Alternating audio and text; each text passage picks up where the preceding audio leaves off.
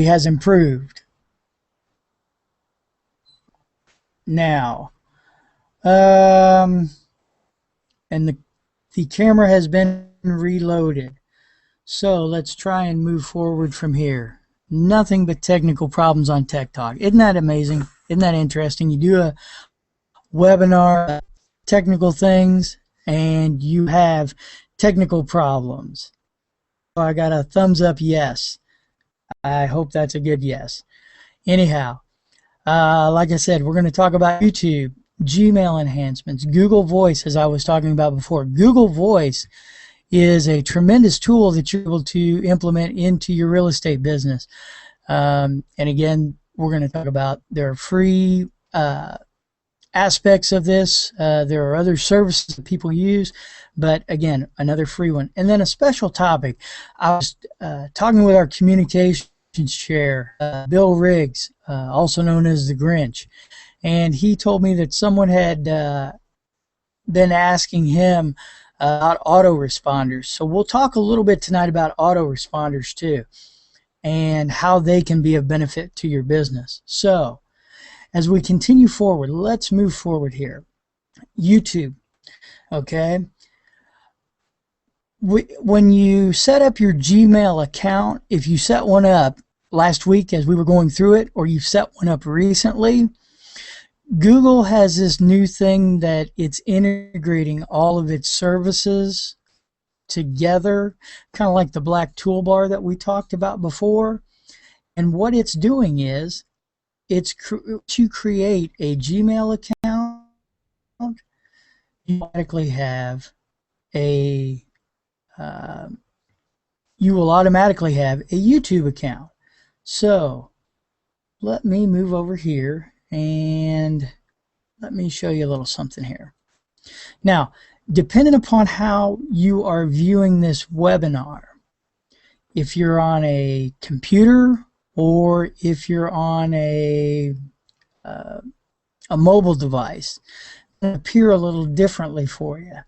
So what I want to do is, let's get this. So this is the bad part about the technical difficulty of blowing up my other computer. I'm working with the duct tape computer right now, and for some reason it's not wanting to. Oh, come on now. Yes, this is the frustration of tech, folks. This is definitely the frustration of tech. Let's go to, come on. This should be,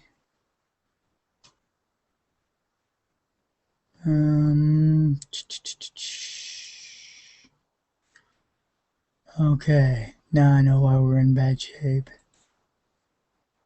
No, that's not it. Oh, it went to the other screen. Oh, okay, well, I took my screen off, but this is what I need to do. Dun, dun, dun. Yes, it is. I'm being told, is this my computer made out of wood? Yes, at this moment it feels like it, that's for sure. Okay. Here we are. One more time and I will have to, well, this is what, okay, this is what we're going to have to do.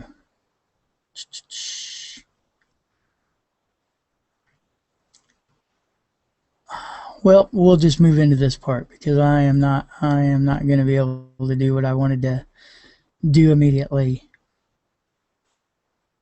Okay. Now, as we come into the screen share here,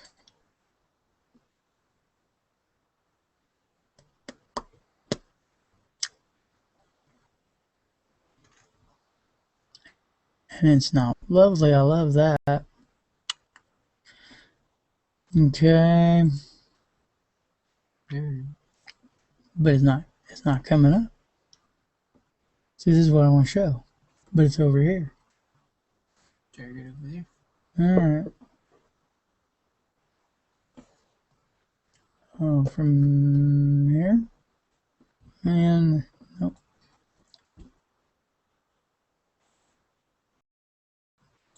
Okay. With a little bit of technical assistance, which is what we all need, right?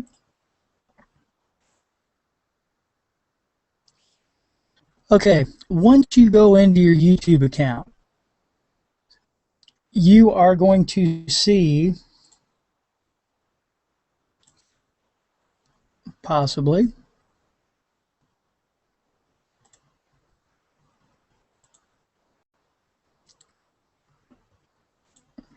here we go, as you will be feverishly flipping through screens. There we go. All right. This is what your YouTube account looks like. Essentially when you come in. And this is the one that we have created off of a Gmail account that is used to host a lot of these different webinars. Now, over here on the right-hand side, you'll see, well, of course, you're going to see my name and my picture, and we'll get into a little bit later on how you can make your picture show up as to whatever you want it to be. As we click into this, you're going to see that you have a lot of different options through the YouTube of what you can do with it. The first of which is my channel. You can channel that will house all of your videos in one place so that when people want to come and see your videos, they can come to your channel. And again, you can send out links to your channel. There are a lot of different things you can do with your channel, and I've seen a lot of different real estate investors. One of the things that they've done is they take pictures of their houses. I know guys that are wholesalers or guys who are basically trying to create content for themselves will create this channel, and they will send out things for it. So again, the channel is a very strong positive thing for you to do. Here you can take, now I've gone into the channel, and you can see on the channel, one of which we have is streaming live right now. I've got a couple of different webinar training class videos in here that I've done. Again, this is very, very minimal as to what happens, but your videos will be listed in here on your channel. And again, you can send out links for them. You can send out different marketing pieces for them to help showcase business. This is the feature that I really like, though, is your video manager. Okay, now you can look in here and see, okay, we've got the Tech Talks, Ask the Attorney, Test Hangouts, different things that I've played around with and done. These are all the things that have been uploaded. And one of the nice things that YouTube allows you to do is, you can see here I've got two different Tech Talks in here. One was the raw version and one was an edited version. So you can go in after the fact and make edits with this. Now, I'm not going to tell you that it's the end-all be-all. It is definitely not like having a service like a Camtasia or something like that. But if you have, I can tell you last month in Tech Talk, at about 4 minutes in the beginning where I couldn't get anything to work. So I was able to chop that completely off. So if you go to the new replay of this and watch it, you won't see all of that on there. You can see as we go through the edit functions, you can add enhancements. You can help the audio out. There's a lot of different features that you have in this area to be able to help your videos. You can also go over here. These are what we call unlisted videos. So only people that have the link to the video can see this video. You can list your videos if you're trying to get any sort of, well, let's call it Google juice for lack of a better word. If you're trying to rank them, if you're trying to use keywords in your videos to rank for certain segments. Again, these are all things that can help you. Um, you can monetize them, which is a whole thing. You can get statistics on them over here to see how many people have seen your videos, how many people like them, how many people have commented on them. And that's something else that I want to explain to you about tonight's webcast. If you look at your YouTube player, and that's the thing that I can't get to show up right now, but if you're looking at it on a regular computer, you're going to see it over here on the right hand side, up in this corner.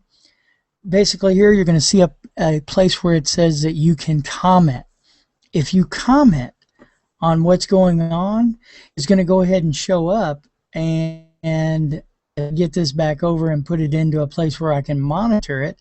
I can watch and it will show me your comments, similar to what happens on GoToWebinar when you have a chat box. Same basic feature, but like I said, it's something that we're able to do with the webinars now. So if you're watching this on a mobile, like a phone, tablet, generally the comment section is down at the very bottom of the page that you'll see. So like I said, we've got more features that are being integrated into this as we. So subscriptions, things that you're subscribed to. Again, YouTube is a very powerful tool, and it's not that hard to use. It's really not that hard to use for what you want to do. If you record, let's say you're recording a video using your phone to record it, or you're using a situation where let's say that you're taping, or I shouldn't, you're recording a video on your tablet, iPad, whatever it is that you might be using. You've got a share feature. Those, all you need to do is, generally you'll see an upload to YouTube. If you have your channel already set up, you can upload it directly there. That's the nice part of YouTube. It's very user-friendly. It's very easy to upload videos to, and then once they're there, you have the opportunity to send them out to anybody that you want through your email account, and provide them a link and give them the opportunity to go ahead and look at your YouTube video. So again, like we talked about in the beginning part, these are all components to setting up a system. Okay? Again, YouTube is not the most technically absolute drop dead way to present your videos to people, but what it is it's a channel, and it's a way to get your content out there. As you continue to improve on it and grow it, there are ways to improve it, but again, for right now, it's the best way that I know of to put your video content together in one place and be able to know, okay, all of my videos are in this one place. If I need to send out a video on 123 Main Street, it's as easy as going in, finding it, and sending out the link for it. Just that easy. So now, like I said too, you do have the ability to make, so if you want to make a comment, type it in on a regular machine. It's going to be in the right hand side over here. It may be at the top, but generally it depends also on which player you have going, because YouTube has a small player and a big player. So if you have the small player, it moves it up and takes it up to the top corner. If you have this under what's called the large player, see the big view, then it's going to go down on the right hand side. So like I said, a lot of this depends on how you have your preferences set too, and how you're going to be able to look at it. So like I said, big player, it's going to be on the right hand side about halfway down, and again, your video is going to be small player, Let's see.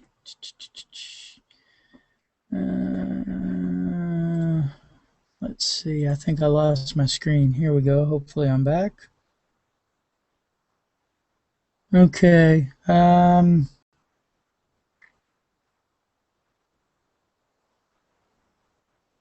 It should be playing it. Well, again, like I said, I've described this, so we'll go on with it. Let me go back here and get us back to, oh, there it went.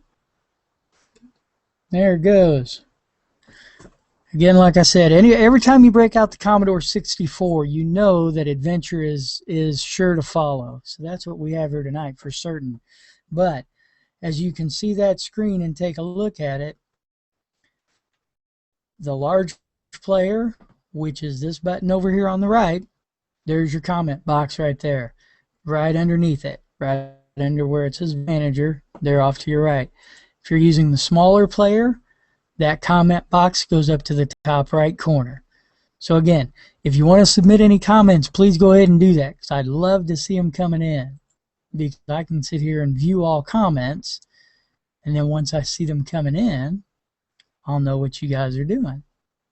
So give me some comments on that if you can use that feature on this, because I'm interested to find that out. I need to integrate and bring that up to speed for what we're trying to do. So that is what's going on with YouTube. Now, let me go back here. Okay. All right. Oops. There we are. YouTube. A comment on the webinar. Like I said, it's a video post site. You create your own videos or create your own channels. Again, very powerful tool in your toolbox. Let's go to Gmail enhancements. Now, one of the things about Gmail that I just really enjoy is you can modify it and make it whatever you want it to be, which is a nice thing. Let's see. Because here we go. Uh-oh, I put my Gmail tab up. Nah, that's not good. Let's go to Gmail. Here we go. Gmail.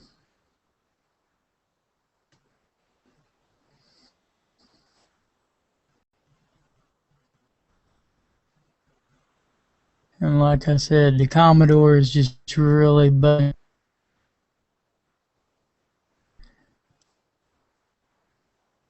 And hopefully the other, well, I'll tell you what, let's give it a minute and see when that loads. This thing that we've got that I'm going to work with tonight is Google Voice. Now, things that you hear from investors, you know, I don't want to use my own cell phone number. I use my own number for everything that's coming in. And that's why it's nice, because Google has an option for you to set up a Google Voice number. The nice thing about Google Voice is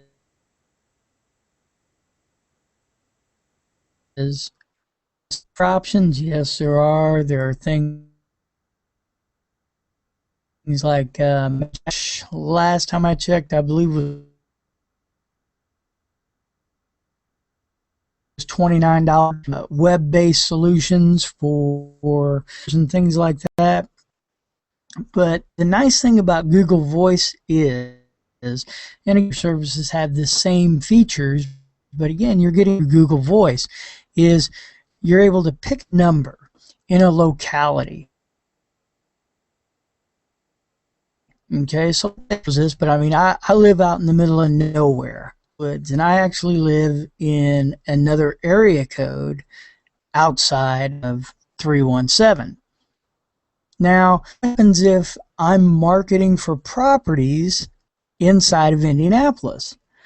I don't want to give people a number that's outside 317 because, and I'm sure Kim will probably go into this, but if you've got a phone number, generally the best results that you're going to get is off of a local phone number. Now, again, this is something you have to test. Some people say they like the 800 numbers better, whatnot.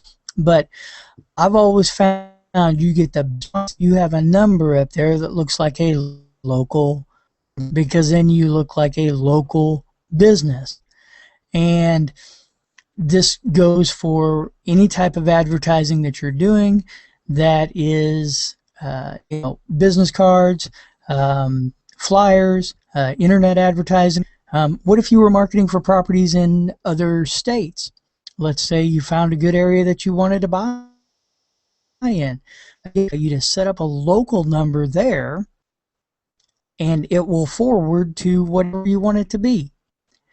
It can come to your cell phone. And the nice thing is, or, it can ring more than one line. So let me go through here and I want to show you. There was a screen before this that just said that we agreed to the terms and whatnot, service, because Google always wants you to agree. It says we can choose a brand new number from Google or use our existing mobile number and get the feature. But we want a new number just because I don't want, like I said, maybe it doesn't work out right. So I am going to go ahead and put in my phone number. Then once I do that, I want them to know that this is a mobile number. And we'll go ahead and continue. All right, they're going to call me. See, because they want to know that you are a person. Want to know that you are not just some bot. Oh, and look, it's Google calling. And I answered. And it tells me. Now you see this number right here? That's our 2-digit verification code. I need to put that in. Now I just put that in and it tells me my account. So now anyone calls this number, it will ring all of your phones. So you want to tell it, okay, what phone do you want it to ring? So I am going to have it ring the same phone number. I'm pretty simple this way. Now you could get very fancy with this. You could tell it you wanted it to, again, another number. Also have an landline at your home, at your office, somewhere, and you want to ask somebody calls. Okay? And then once you get done with that, you can search numbers. Now, it's going to give you an idea of, wait a minute. Enter a valid code or zip code or city. Yeah. Oh, oops. Okay. Maybe if I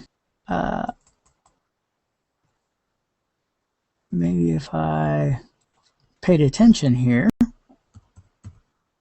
Here we go. All right. Now let's see what that does. Oops. Okay, it doesn't like my hash. I told you Google can be very tricky. Oh, wait a minute. Okay, I need to be. Okay, it says it wants me to. Oh, okay. You can also choose your number if you want it to be a word or phrase. Okay, so let's say you want, because we're picking, we need to learn how to read. So, code, zip code, or city. Okay, let me start this again. Maybe I'll edit this part out. See, I told you I've got the editing feature on my things. Let's see if that works for me or not. All right.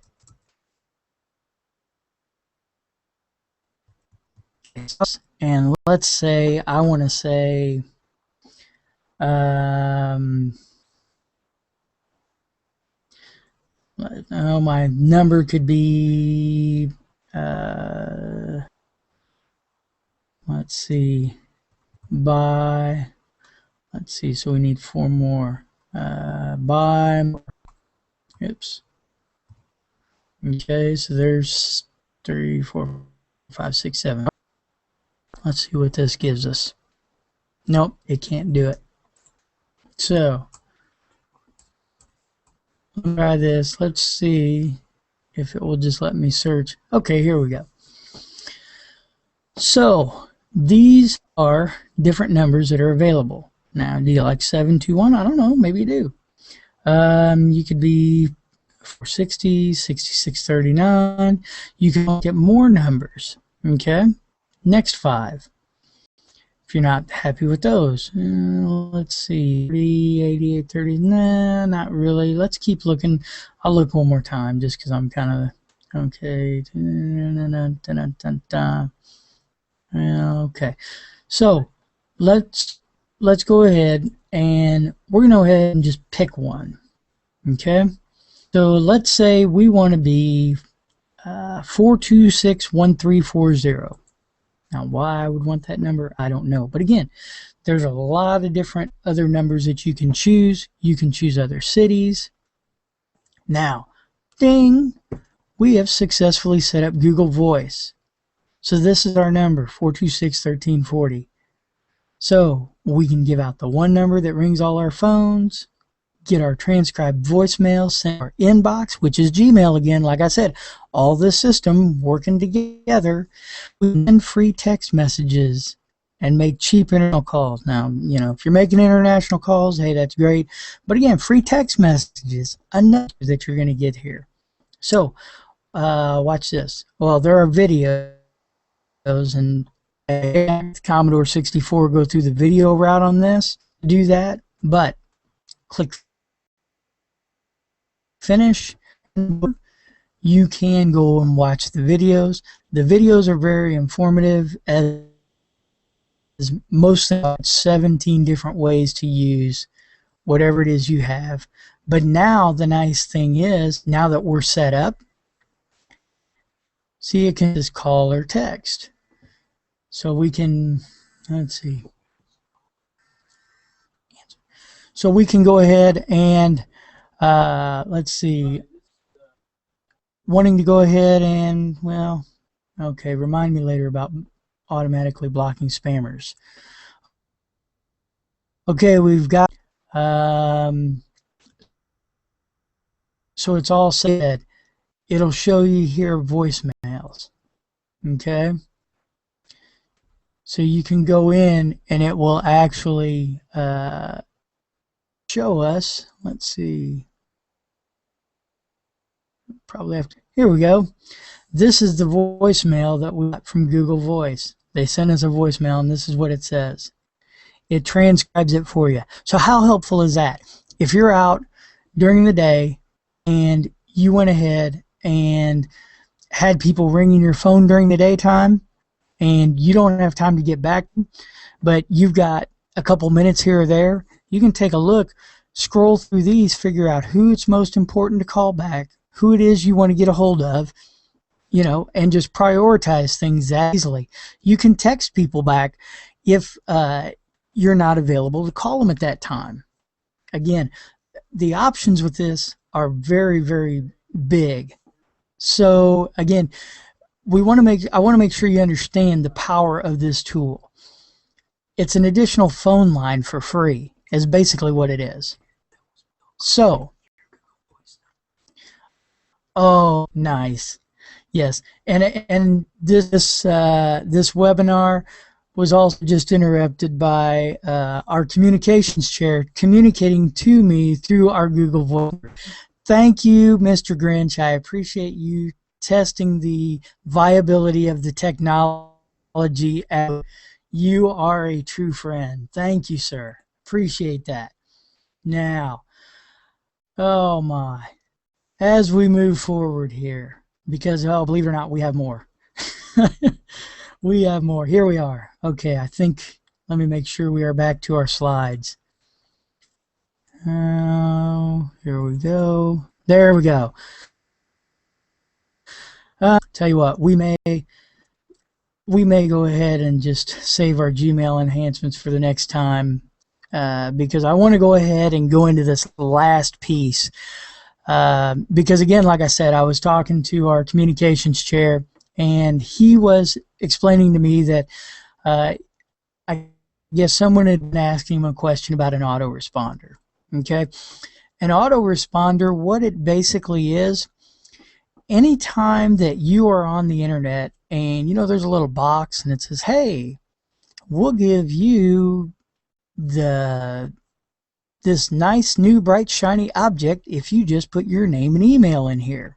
Okay, once your name and email is collected, what it does is it goes into a service called an auto, and an autoresponder basically will kick back out a series of emails to you on behalf of whoever it was, the list that you just signed up for. Now, the benefits to you, let's assume, okay, you're a real estate investor and you are searching for houses to buy.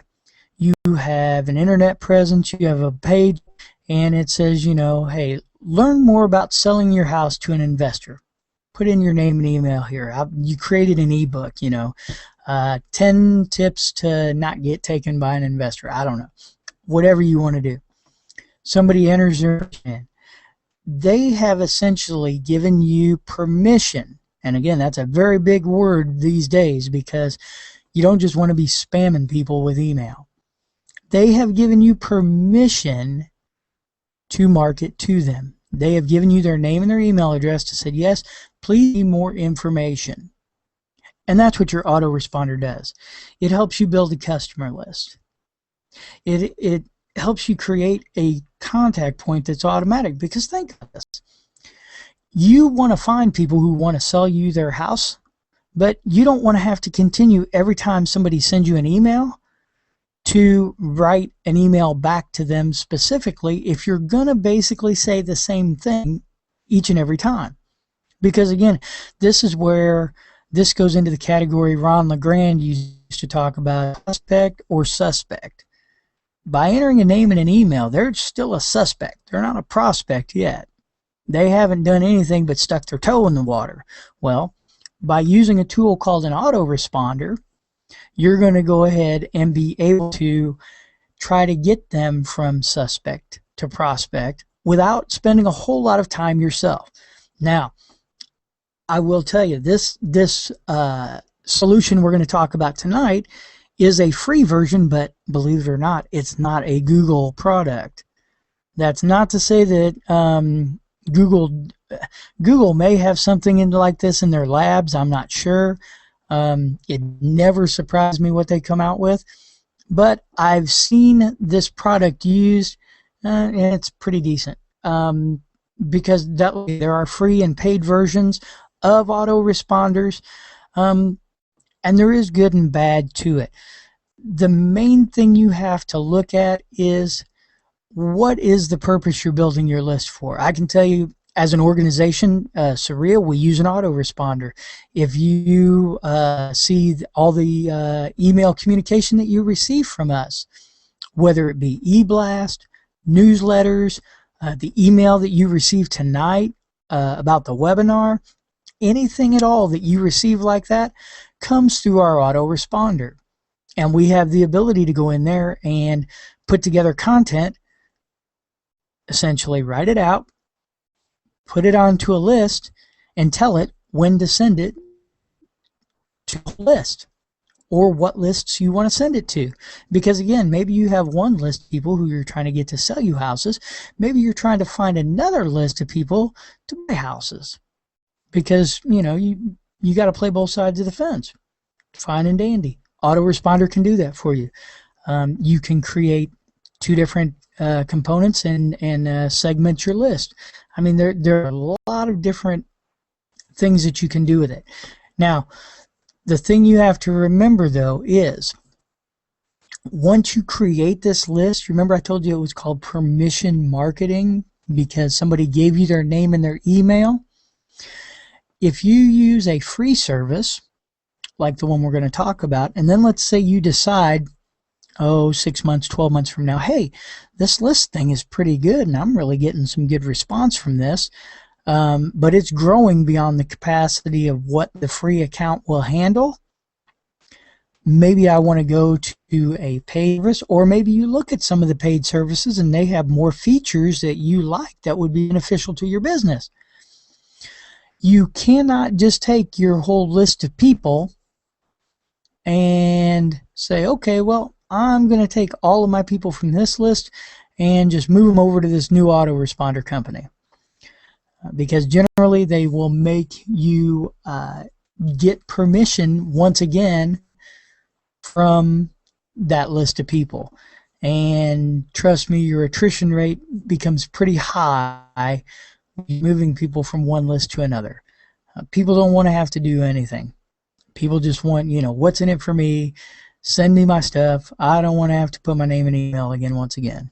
So that's something to think about, because most of them, like I said, will make you opt in, and some of them will make you actually do what's called a double opt-in, which is you put your name and email in, and you've seen the ones where it says that they send a link to your email that you just signed up with, and you have to go in and then click that link to say, yes, I really did sign up. So sometimes the process is not a simple one step thing. But again, these are all things to look at. And essentially, you're looking at, free versus if you go with a company that's a paid company, you probably will look at spending at least neighborhood of about $19 a month to start out for basic services through paid autoresponders. One of the biggest ones is called Aweber, and that's one of the ones that a lot of people use. But again, there's a reason a lot of people use them, and that's because they're very good at what they do. So let's go over here as I play with my screen again, and let's go take a look at our autoresponder. Oh, here we go. Cha-ching! The name of this service is MailChimp. Now, MailChimp, they will tell you about a better way to send email. You can take a tour, but basically, one of the things it helps you do is build a list. Just like I was talking about, you see this little sign up today with the boxes in it and the button underneath it that you see all the time, opt-in box. And they have it. Again, there are ways that you can use this through social media, mobile devices. All of those areas are very, very reachable through autoresponders. So MailChimp is well equipped to be able to do that for you. Custom forms, again, that's basically designing how you want the opt-in page to look. Again, Facebook integration, a lot of that they're working with on social media fronts to be able to try and get opt-ins. Let's see, Chimpity-Doo. This is probably just a virtual look at it. Yeah, with an iPad app. So see, even your autoresponders are now developing mobile applications to be able to used on whatever device you're on. Again, just like we talked about when we first discussed what we're talking about in Tech Talk, putting your business together in one system and being able to access it from any device that you want is becoming very powerful for lots of people. Here's your template, and again, it's a very easy template design. Or you can even go to a site called Fiverr, Fiverr, and you will find people that for $5 will create a opt-in template for you. So if you're not that good at it and you just create an account, you can find people that will go and develop templates for you. So Or they have ones that are basically set up, customizable. Again, it's not that hard to do. You can upload images to your opt-in page. Drag and drop editors. Again, this is going to be a very simple thing. Sending out your campaign. Here it's talking about your entire list or dividing it into segments. Again, what I was talking about before, segmenting your list. However you want to send it, you can create these. And again, they can be sent out through other social channels too. So that if you want to send it via your Facebook page, if you have a Twitter feed that you have subscribers on and you want to send an automated list or automated message to, you can do that. There are many different things that you can do with it. Tracking your results. Once again, this is going to tell you, okay, for what you sent out on your email, how many did you send out, how many people opened it, and then the ones that opened it, how many of them actually did something. If you'll notice, anytime that you get emails from Cireia, there are links in the emails, especially in your e-blast, in your newsletter. The reports will tell you how many people opened it and read it, but then how many people actually clicked on a link, how many people took an action and actually clicked a link to go to something. Again, very important to let you know what people are paying attention to on your list. Let's see. Again, analytics, reports, all those type things. And again, take a look at all that you have listed down here. Like I said, you can just go to MailChimp.com and come up to the same place that I am. And the best part about this, MailChimp is completely free for a list with up to 2,000 subscribers. No expiring trials, no contracts, no credit cards. Okay? Now, 2,000 people is a fair number of people to get onto a list. Okay?